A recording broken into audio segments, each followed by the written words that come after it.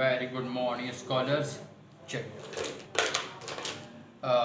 आज हम क्या पढ़ रहे हैं, लॉन्ग टर्म कैपिटल में।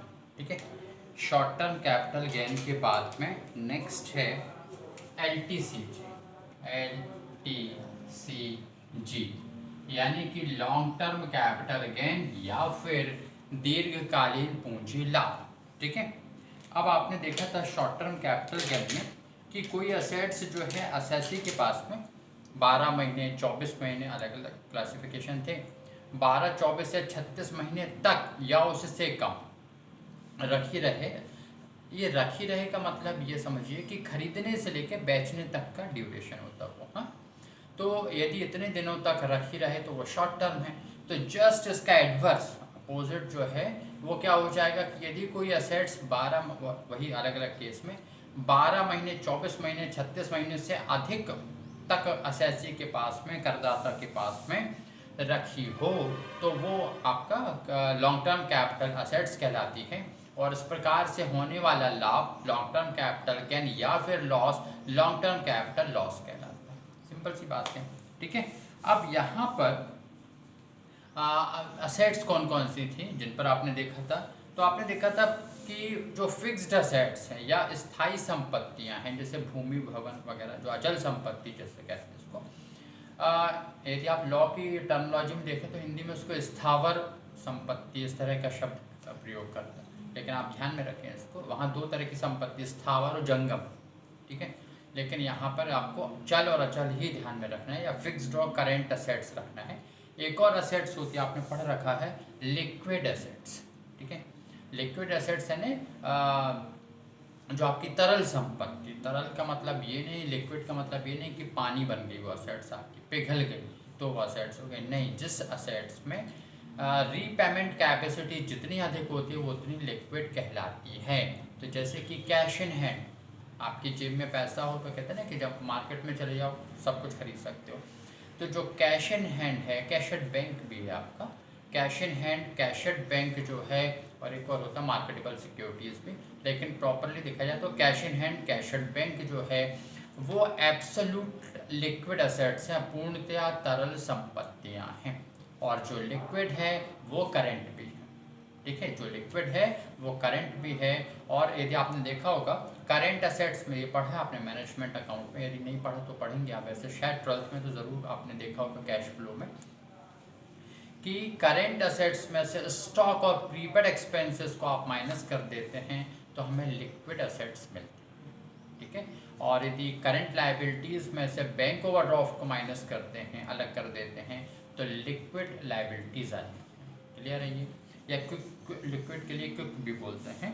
तो इस तरह से यहाँ पर जो स्थायी संपत्तियाँ होती हैं उन पर क्या, तो आपने देखा था कि वो 24 महीने 24 मंथ्स हैं उनके लिए। यदि स्थायी संपत्तियाँ किसी करदाता के पास में, असेसी के पास में या टैक्स पेयर के पास में 24 महीने या उससे अधिक तक रखी रहती हैं तो वो लॉन्ग टर्म कैपिटल असेट्स कहलाती हैं। और यदि उनको बेचने पर प्रॉफिट होता है तो वो लॉन्ग टर्म कैपिटल गेन या हानि होने पर लॉन्ग टर्म कैपिटल लॉस कहलाता है। तो जो फिक्स्ड असेट्स है वो कितनी 24 मंथ से ज़्यादा, ठीक है, 24 महीने से ज़्यादा। क्लियर है, फिर आगे तक है। फिर उसके बाद में नेक्स्ट था आपका सोना चांदी, जैसे करंट असेट्स है, पेंटिंग्स वगैरह आपने पढ़ रखी थी, तो इनके लिए था 36 मंथ। तो 36 मंथ से ज़्यादा असेट्स के पास में रखी हों तो ये कहलाती हैं आपकी लॉन्ग टर्म कैपिटल असेट्स। ठीक है, दीर्घकालीन पूंजी संपत्तियाँ। आ रहा समझ में? चलिए, तो इस तरह से सोना चांदी के लिए 36 मंथ है और भूमि भवन अचल संपत्ति के लिए 24 महीने हैं। फिर है अंश प्रतिभूतियाँ, यूनिट्स हैं या इन्वेस्टमेंट्स कह सकते हैं इनको, तो इनके लिए 12 महीने 12 मंथ्स है। यदि एसएससी के पास में 12 महीने से ज़्यादा रहती हैं वो, तो वो कहलाती हैं कि आपकी लॉन्ग टर्म कैपिटल असेट्स कहलाती हैं। अच्छा, अब यहाँ पर एक खास बात है, लेकिन उस खास बात को समझाने से पहले थोड़ा बोर्ड पे लिख दें तो आप ज़्यादा कनेक्ट हो जाएंगे उससे, कि हाँ उसका फिर इम्पोर्टेंस आपको समझ में आने लगेगा। अदरवाइज़ होगा क्या, हम खास बात आपको यूँ बताएंगे समझाएंगे तो आप उसको आम बात समझेंगे। तो बेहतर पहले हम बोर्ड पे लिख दें, फिर उसके बाद आप देखना। ऊपर आप जैसे कि शॉर्ट टर्म कैपिटल गेन में किया था हमने, तो टॉप पर हम क्या लिखते हैं, सेल्स कंसिडरेशन, यानी कि विक्रय प्रतिफल, ठीक है। और उसमें से अब हमें माइनस क्या करना है, तो लेस करना है प्रीवियस जो शॉर्ट टर्म कैपिटल गेन था, हमने पहले माइनस किया था कॉस्ट ऑफ एक्विजिशन। यहाँ पर आप क्या लिखेंगे, इंडेक्स्ड, क्या लिखेंगे भैया, इंडेक्स्ड, फिर कॉस्ट ऑफ एक्विजिशन, ये शॉर्ट में लिख देना, एग्जाम में पूरी लिखना।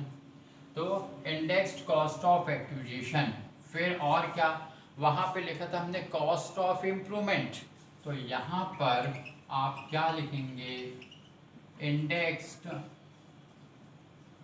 कॉस्ट ऑफ इम्प्रूवमेंट, ठीक है, पूरा लिखेंगे। हाँ, फिर तीसरा जो लिखेंगे वो हम लिख रहे थे ट्रांसफ़र एक्सपेंसेस, लेकिन ट्रांसफ़र एक्सपेंसेस को इंडेक्स नहीं करेंगे, क्यों नहीं करेंगे अभी बता देते हैं।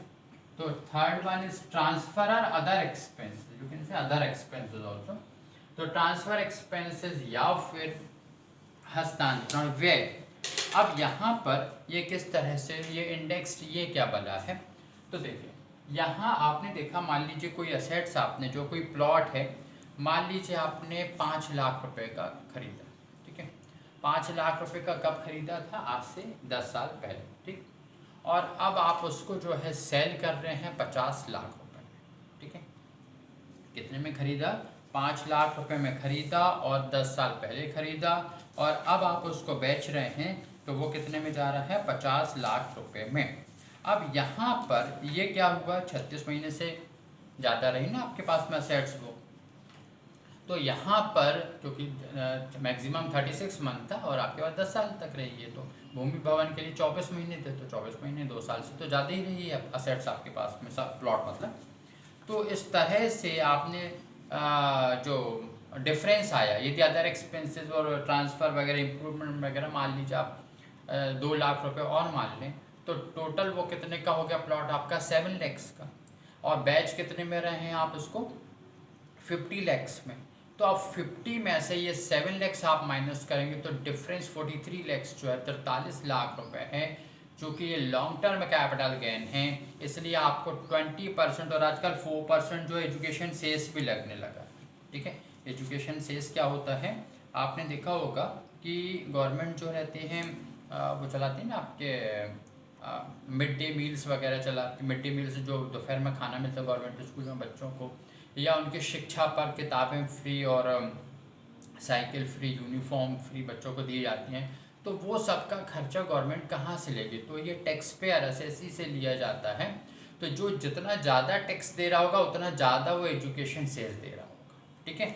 अच्छा, गवर्नमेंट जो है इसी तरह से मांगती भैया, ठीक है, या टैक्स डिपार्टमेंट, फाइनेंस मिनिस्ट्री इसी तरह से मांगती है कि ये कंपल्सन है, कंपल्सरी है, उसको देना ही पड़ेगा, ठीक है। ये नहीं कि कोई एसएससी करदाता टैक्स देने आए और उससे बोला भैया 500 रुपये की रसीद काट दें क्या चंदे के लिए गवर्नमेंट स्कूल के बच्चों में, तो ऐसा तो कोई नहीं देने वाला। लेकिन कंपलसरी कर दिया कि यदि आपको इस तरह की टैक्स देना हो तो जितना ज़्यादा टैक्स देंगे, आगे पढ़ेंगे इंडिविजुअल के कैलकुलेशन में, जितना ज़्यादा टैक्स उतना आपका एजुकेशन सेस बन जाएगा।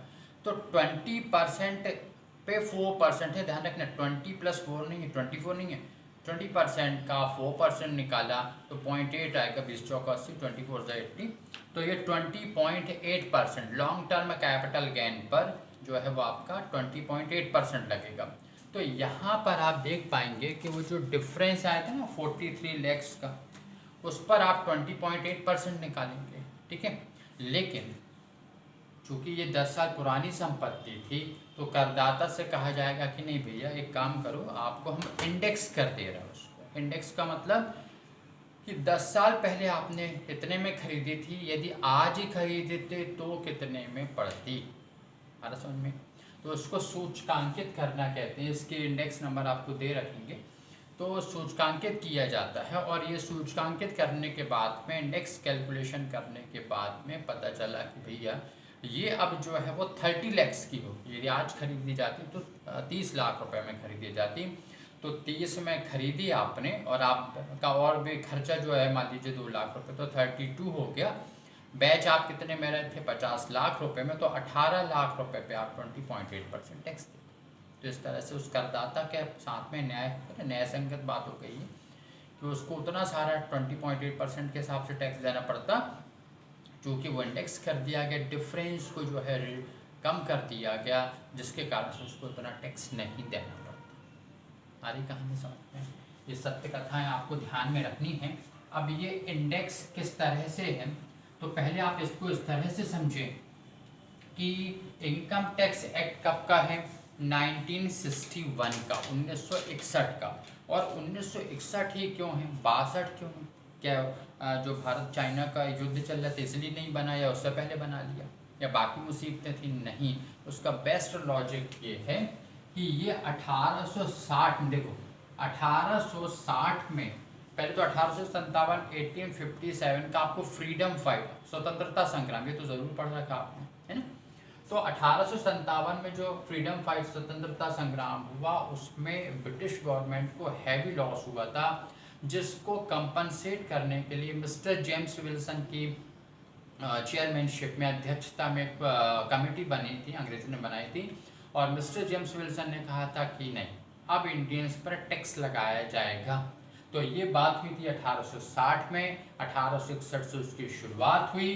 तो यहाँ पर जब इस एक्ट को पूरे 100 वर्ष पूरे हो गए, तो भारत में भी कहा गया कि चलो भैया इस एक्ट को अब इस नाम से जाना जाए।